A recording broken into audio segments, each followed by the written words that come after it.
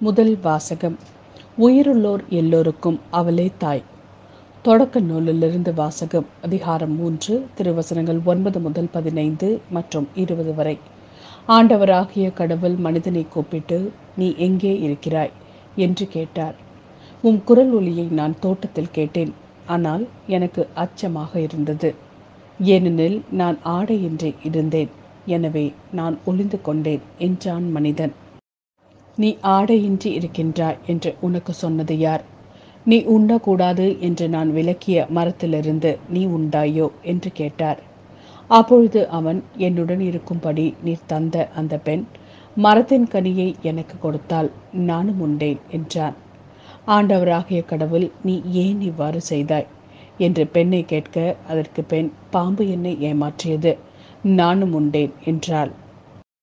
ஆண்டவராகிய கடவுள் பாம்பிடம், நீ இவ்வாறு செய்ததால் கால்நடைகள், காட்டு விலங்குகள் அனைத்திலும் சபிக்கப்பட்டிருப்பாய். உன் வயிற்றினால் ஊர்ந்து உன் வாழ்நாள் முழுதும் புழுதியை தின்பாய். உனக்கும் பெண்ணுக்கும், முன் வித்துக்கும் அவள் வித்துக்கும் பகையை உண்டாக்குவேன். அவள் வித்து உன் தலையை காயப்படுத்தும், நீ அதன் குதிங்காலை காயப்படுத்துவாய் என்றார். மனிதன் தன் மனைவிக்கு ஏவாள் என்று பெயரிட்டான். ஏனெனில் உயிருள்ளோர் எல்லோருக்கும் அவளே தாய். இது ஆண்டவரின் அருள்வாக்கு. இறைவா, உமக்கு நன்றி. நற்செய்தி வாசகம்.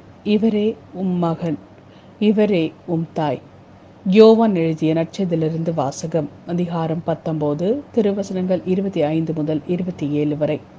அக்காலத்தில் சிலுவை அருகில் இயேசுவின் தாயும் தாயின் சகோதரியும் குலோபாவின் மனைவியுமான மரியாவும் மகதலா மரியாவும் நின்று கொண்டிருந்தனர். இயேசு தம் தாயையும் அருகில் நின்ற தம் அன்பு சீடரையும் கண்டு தம் தாயிடம், அம்மா, இவரே உம் மகன் என்றார். பின்னர் தம் சீடரிடம், இவரே உம் தாய் என்றார். அந்நேரம் முதல் அச்சீடர் அவரை தம் வீட்டில் ஏற்று ஆதரவு அளித்து வந்தார். இது கிறிஸ்து வழங்கும் நற்செய்தி. கிறிஸ்துவே, உமக்கு புகழ்.